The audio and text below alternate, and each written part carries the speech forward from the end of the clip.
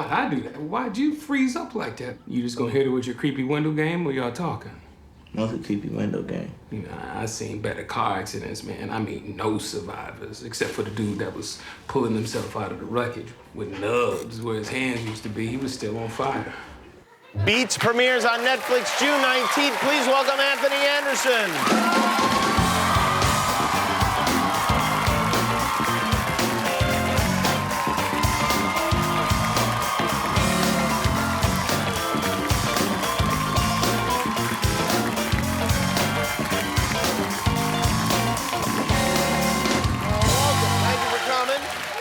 I heard you just got in, huh? Oh, just for the win, yeah, man. I was in Bentonville, Arkansas, at Walmart, as we like to call in the hood, securing the bag. Oh, I see.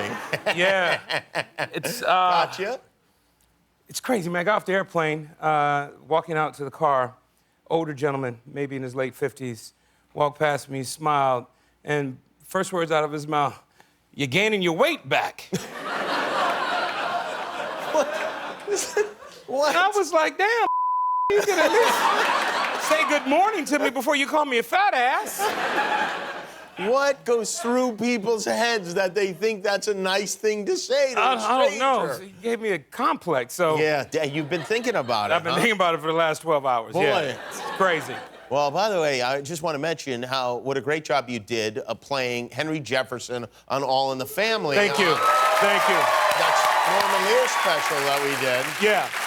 That was a lot of fun. Were you nervous at all doing that live? Not as nervous as Jamie Foxx was. Yeah. Jamie Foxx was very, very sweaty, very nervous. Yeah. No, I wasn't. I was excited about it all. I mean, you didn't seem that nervous. No, kudos to you for, putting that all together, man. So give me a round of applause for that. I get enough of that. Yeah, no, it was a great time. Yeah, that was a lot of fun. Now, as I recall, I remember you're hanging out a little bit with Wanda Sykes. Mm-hmm.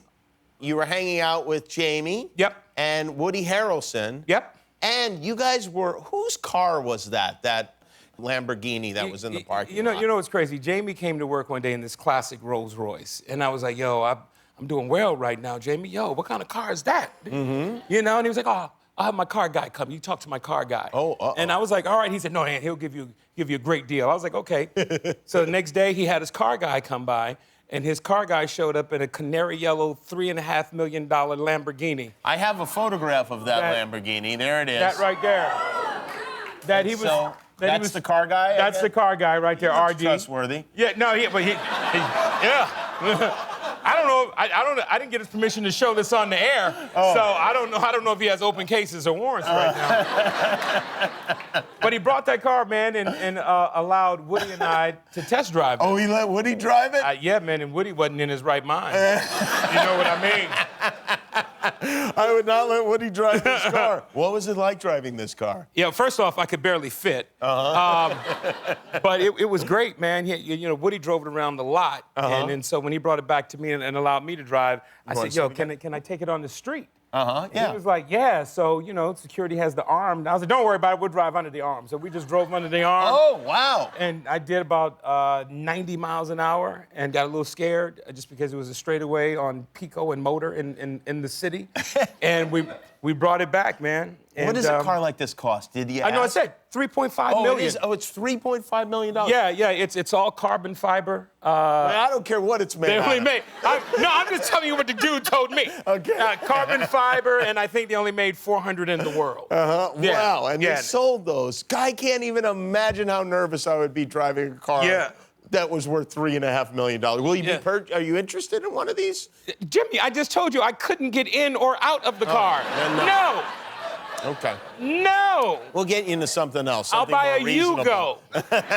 Not a Lambo. I'll buy a Yugo. As long as it has an O at the end, you'll be all right. Speaking of cars, your TV daughter was here, Marsai was here, and she said that when she was younger, you promised her that when she was of driving age, you would buy her a car. And Jimmy, I'm not afraid to say that I lied to that girl. I lied. I lied. Because she's already got some cars picked out. Yeah, she does. But I will honor that lie to her. You will honor the lie. Because she's been in press talking about it. So yeah, So you have to get her car. I will honor. When she turns 16, she'll have a little surprise for me. Okay. What about the other kids? There are like 5 other kids on the show. Look, I lie to them all the time, too. I never lied to them about a car, though. She was the only one I promised a car to. And then you have your own kids, which you can't get a nicer car for your TV kids than your human kids, can you? Have you met my human kids? I can. You can. Which NBA player to whom are you closest in the NBA? Well, right now, I'm going to say CP3. Okay. Yeah, Chris Paul. Yeah. And he played in your charity golf tournament. He played in my charity golf tournament. When you have a tournament like that, how do you decide? Do you get to decide who's in your foursome? I do. You do? I do. I And put do them you do it together. by who's the best golfer, or how do you Yes, work it? Jimmy, there's no lie. I try to win my own tournament. You try to win the tournament? Yeah. So I stacked my team. So I had CP3, I had his dad, I had a female LPGA, Isabella. Most of them are that. Yeah, Most of the LPGA players are females Yeah, nowadays. yeah, right. They've come a long way. Isabel, I can't remember her last name, and she hits the ball 270 yards. Nice. And I had Doc Rivers. Ah. Because I'm trying to lure Chris Paul back to the Clippers. Oh, wow. So I figured if I put Doc and Chris in my group, I can talk to Chris about what the Clippers want without there being any tampering and us being fine. Oh, and did you discuss that subject with him? My lips are sealed. Oh, interesting. Wow. But we'll see.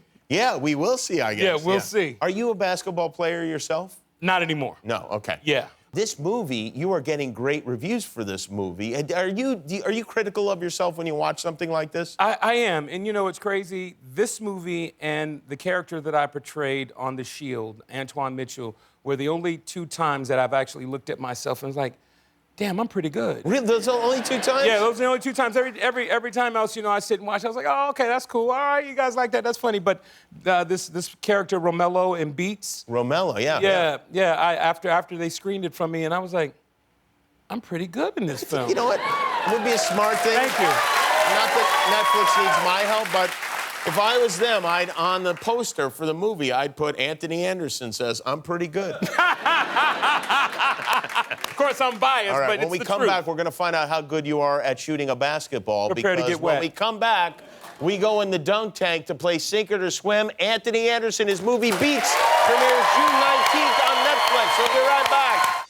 If you like that video, click the subscribe button, but only if you're ready for commitment.